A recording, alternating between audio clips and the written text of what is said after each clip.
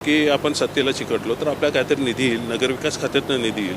आपल्यासोबत राजू पाटील आहेत. सर राजू, काय सांगाल ज्या पद्धतीने या ठिकाणी वेगळा तुम्ही निर्णय घेतला? खरं तर ज्या पद्धतीनं एकमेकांवर टीका असेल, खासदार श्रीकांत शिंदेवर राजू पाटील जोरदार टीका करताना आम्ही पाहिले ना, आज अचानक वेगळा निर्णय. नाही, जेव्हा टीका करायची तेव्हा टीका केलेली आहे, मान्य आहे. परंतु हा सर्वस्वी स्थानिक आमचा दोन शहरांचा विषय.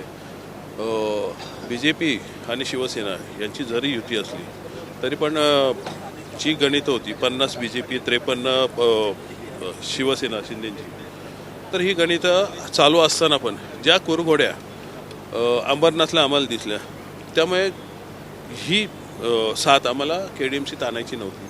कुठेतरी एक बाजू स्टेबल असायला पाहिजे, स्थिर असायला पाहिजे. म्हणजे वारंवार याच्या निवडणुका होत असतात, प्रत्येक वेळेस पळवापळवी या 100% 5 वर्ष या गोष्टींना आळा बसलेल्या या गोष्टीमुळे हा एक हेतू होता.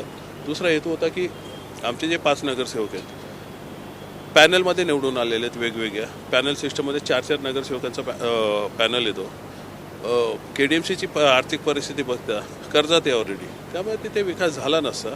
एक त्यांच्या म्हणण्यानुसार की आपण सत्तेला चिकटलो तर आपल्या काहीतरी निधी येईल, नगरविकास खात्यातनं निधी येईल. तर त्यामुळे असा सर्वांगीण विचार करून ज्या मतदारांनी ज्या लोकांनी मतदान केलेलं आहे, एका अपेक्षेने केलेलं आहे, त्यांची कामं होण्यासाठी हा दिलेला पाठिंबा. पक्ष नेतृत्वासोबत बोलणं झालं का? कारण पक्ष नेतृत्वानं या बाबतीत ऑलरेडी ह्या जेव्हा स्थानिक स्वराज्य संस्था जेव्हा डिक्लेअर झाल्या त्याच वेळेस आम्हाला अधिकार दिले होते की तिकीट वाटपापासून तुम्हाला जे काही निर्णय घ्यायचे ते तुम्ही घ्या, आणि त्या अनुषंगाने घेतलेला आम्ही निर्णय. 2 भाऊ एकत्र आम्ही पाहिले होते. आता मात्र 2 भावांमधले एका भावाचे 2 नगरसेवक राज ठाकरे.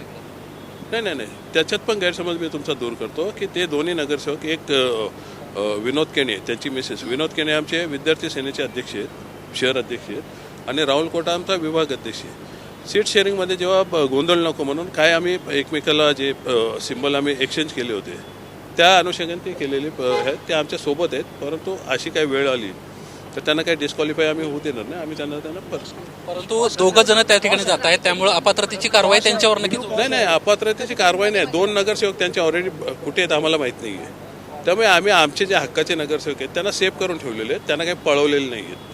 तुम्ही या संदर्भात तुमच्या मित्रपक्षासोबत बोलला आहात का? कारण त्यांचे मशाली चिन्हावर निवडून येणारे आज मनसेसोबत जातात. नाही, खरं तर आमची निवडणूक झाल्यावर एक मीटिंग अपेक्षित होती, तशी काही झाली नाही. आणि या ज्या घडामोडी फास्ट होत होत्या त्यामुळे उद्या आरक्षण पडणार आहे, त्यामुळे आम्ही निर्णय घेतला त्यांना यायचं असेल ते येऊ शकतात. मनसेचा महापौर पाहायला मिळणार नाही, मी त्या दिवशी बोललो की मनसेशिवाय महापौर बसणार नव्हता, तो आता कुठेतरी चिकटलो. काही बोलणी झाली आहे, काही महापौर बोलणी वगैरे असे काय झाले आपण पाहतोय. बोलणी या संदर्भात काही झालेली नाहीये. ज्या पद्धतीनं मनसेशिवाय महापौर बसणार नाही अशा पद्धतीची आपण ऑलरेडी प्रतिक्रिया दिली होती, तेच आता चित्र आपल्याला पाहायला मिळतंय. अशी प्रतिक्रिया राजू पाटील यांना ABP माझाशी बोलताना दिली आहे. कॅमेरामॅन सचिन शिंदेसह निलेश बुधावले, ABP माझा, नवी मुंबई.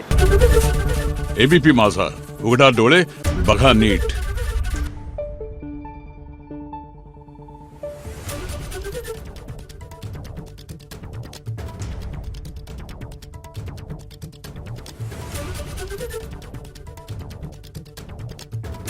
Thank you.